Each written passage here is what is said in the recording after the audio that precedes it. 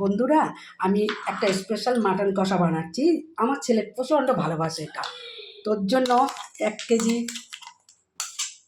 Mutton এবং এতে লঙ্কা বাটা, আদা বাটা, রসুন বাটা, জিরে ধনে একসঙ্গে বেটে নিয়েছি, এটা পেস্ট করে নিয়েছি।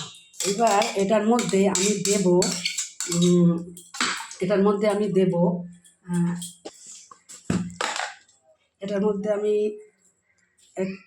লবণ দিলাম, তারপরে আমি হলুদ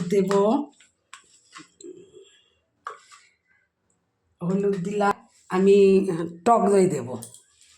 এবার আমি টক দই দিলাম, এটার মধ্যে টক দই পড়লো। স্পেশাল বানানো মানে এই যে আপেল, এটা কেউ দিয়েছেন। এবার আমি বানাচ্ছি, আমার ছেলে প্রচণ্ড ভালোবাসে। এবার এটাকে আমি ম্যারিনেট করে আমি রেখে দেব। ম্যারিনেট করে আমি এটাকে 1 ঘন্টা রেস্টে রাখবো। তারপর দেবো, সব দেবো। বন্ধুরা, 1 ঘন্টা হয়ে গেল ম্যারিনেট করা, এখানে দেখা 1 ঘন্টা। বন্ধুরা, এবার রান্না শুরু করছি। আমার তেল গরম হয়ে গেছে, এবার আমি ফোড়ন দেবো। সরিষা এই যে ফোড়ন দিলাম, গরম মশলা, তেজপাতা, জিরা, লং, দারচিনি, করে রসুন কুচি না, একটু থেতো করে নিলাম।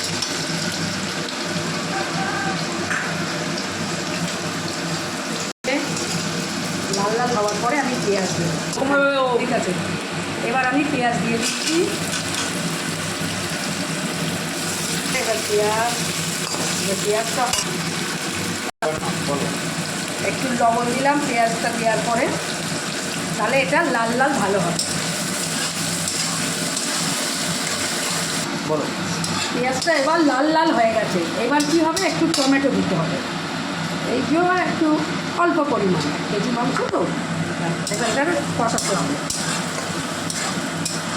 হ্যাঁ, এবার ওই টমেটো পেঁয়াজ সব কষানো হয়ে গেল। একটু হলুদ লাগবে, একটু হলুদ দিয়ে দিলাম।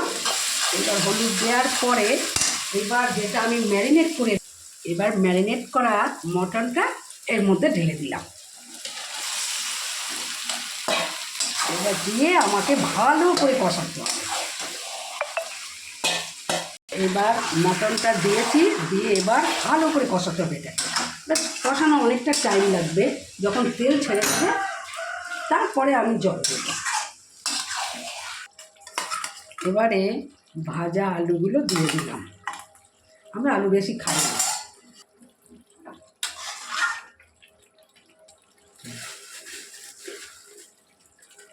এবার একটু চিনিটা একটু অল্প পরিমাণে, নাহলে আবার মিষ্টি হয়ে যাবে। দেখেন কীরকম কালার।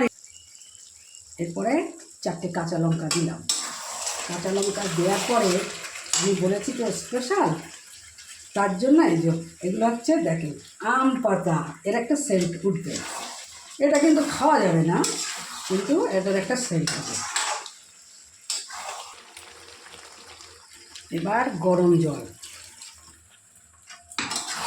দিয়ে ভালো করে নাড়তে হবে।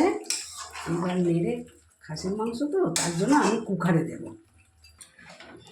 আমি এবার মাটনগুলো সব কুকারে দেব।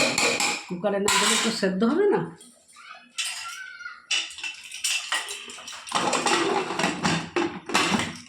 লাস্ট 3টে সিটি হয়ে গেছে। এবার আমি একটু ঘি ছড়িয়ে দিলাম আর গরম মশলা। ব্যাস, মাটন কারি শেষ।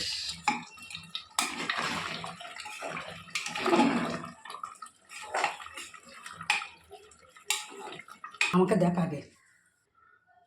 মটন বানানো শেষ। আমি আজকে চাটনি করেছি, মটন করেছি আর এই রাইস। ব্যাস, সব নমস্কার।